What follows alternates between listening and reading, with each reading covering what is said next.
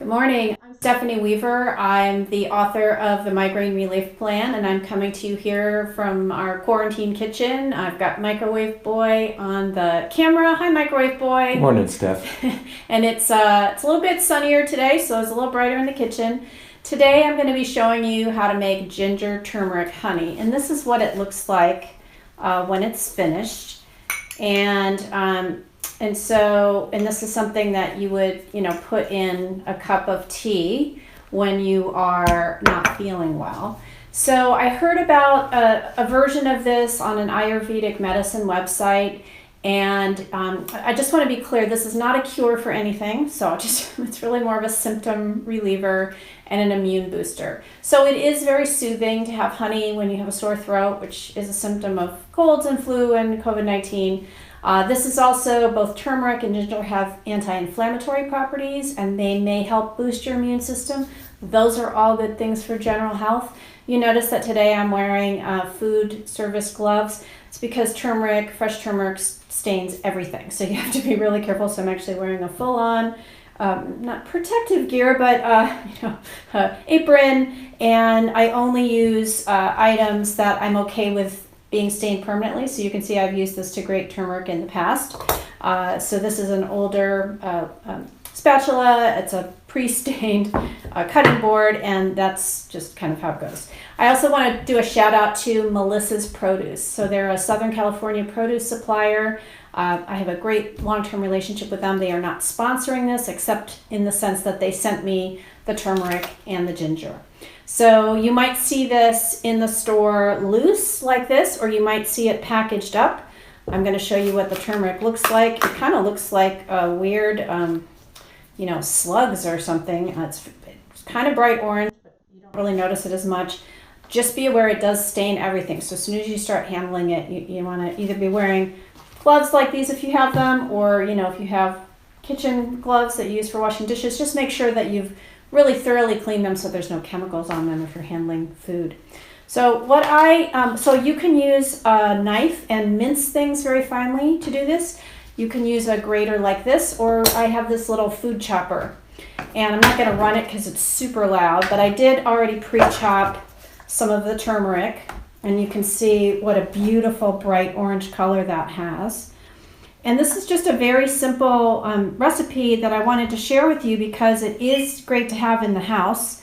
You can see the beautiful sort of what happens is you put it all together with the honey, and I'll talk about the honey in a minute. And then you let it sit out on the counter for maybe 3 or 4 days until it sort of changes texture and becomes very thin and liquid like this. Then you can refrigerate it, and it's pretty much good kind of very long term. So it's something that you can make and have anytime that you want to have a cup of tea, got a little bit of a sore throat or a big sore throat. It's very soothing, and it's also, like I said, can boost your immune system. But I also wanted to showcase this because this is a great way, if you do end up buying a bunch of ginger or a bunch of turmeric, you can freeze it. And so I just wanted to show you, so this is the batch of ginger that I had in the freezer that I've been working off of. And you can see that it's already pre-chopped, and I just slice off a piece every time I'm doing either a curry. You can put this into stir fries. You can also, if you're somebody who does juices or smoothies, you can slice a little bit off to throw. So you always have fresh ginger, but it never goes bad. And so what I did was I already pre-chopped a lot of this ginger, and essentially I just put it in these small snack size Ziplocs, and you kind of make a roll of it, and then you just roll it up, and then you just stick it in the freezer. It'll freeze, and then you kind of have these little rolls, and you can slice those up. So you can see I have a whole bunch of ginger already made up. I'm going to just stick a little bit of this in the turmeric. Actually, and then I would do the same with the turmeric. So what I'm going to do is just show you and you can use any kind of jar. So let's say I was going to make another batch with this jar. I would put, like a tablespoon-ish. I mean, you don't really have to measure. This is not really a measuring kind of recipe. But you can see I put an old towel down on the counter to protect the counter. And then, probably about the same amount of ginger would go in there. So, it's probably about a tablespoon. And I'm making a mess because it's just kind of a messy sort of situation. And then you also want to include freshly ground black pepper. And why is that? Turmeric is not super bioavailable, meaning our bodies can't extract a lot of the benefits from it without the presence of black pepper. So it might seem like a super weird thing to include, but that's just how it is. And then you're going to use, ideally, raw local honey. So the reason that you would want to use raw local honey, or raw honey in general, and this is not for children under 1, you don't ever want to give them raw honey, but it has antibacterial properties, and if it's made from local plants, so local bees, it really helps with allergies, to reduce allergies. So then you just pour the honey right on top. I'm going to go ahead and do that. Yeah, just how much are you just? It's probably to cover it, or? Yeah, to cover it, basically. That's a good question. So again, usually I make it in this size jar here. And so that might be 2 tablespoons of each of the minced fresh roots, and then enough to cover, and some of the pepper in there. And then you just close it up. Usually I just kind of stir it around so you can kind of see that it's layered like that. I would go ahead and, I did have a spoon here. I thought I had oh yeah, there it is. Sorry. So I would just stir it around kind of once, just to make sure that I'm getting everything mixed in. And then you just sit it on the counter, and you can see right now the honey is very, very thick. So what happens is there starts to be some sort of chemical reaction, and I honestly don't know if it's fermentation or what, but it sort of changes the property of it. About 3 days, you'll start to see then it's all of a sudden now it's like really loose and liquid and more translucent if it is a very thick opaque honey like that.